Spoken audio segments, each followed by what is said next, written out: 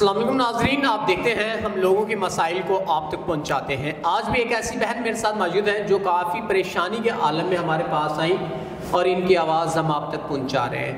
السلام علیکم۔ وعلیکم السلام۔ اچھا بہن، آپ مجھے بتائیں کیا زندگی کے مسئلے مسائل ہیں، کیا پریشانیاں ہیں جنہوں نے آپ کو جھنجھوڑ کے رکھا؟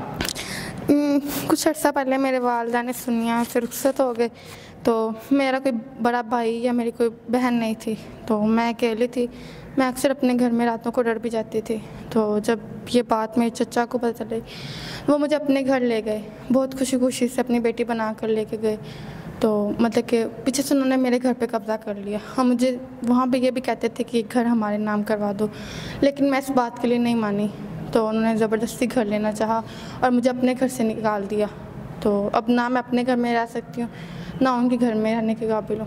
تو ناظرین، ان کو ان کے گھر سے نکالا گیا بڑے طریقے سے اور خود اس پہ قابض ہو گئے ان کے انکل۔ اب یہ اپنے نظام زندگی کو کس قدر مشکل حالات سے گزار رہی ہیں یہ بہتر طریقے سے جانتی ہیں، اور ہم یہ کوشش کرتے ہوتے ہیں کہ جو ایسے لوگ اپنے مسئلے مسائل کو لے کے آتے ہیں ان کی داد رسی بھی کی جائے اور ان کے جو بھی معاملات ہیں ان کو ٹیکل کیا جائے۔ تو بہن، آپ مجھے بتائیں، اگر کوئی نیک انسان جو آپ کے معاملات زندگی کو اچھے طریقے سے دیکھے، آپ کی ضروریات زندگی کو پورا کرے، تو آپ کیا ان سے نکاح کر لیں گی؟ جی، کہ کوئی ایسا انسان جو مجھ پہ یقین کرتا ہو، مجھے میرا حق دے، تو میں اس کے ساتھ نکاح کے لیے تیار ہوں۔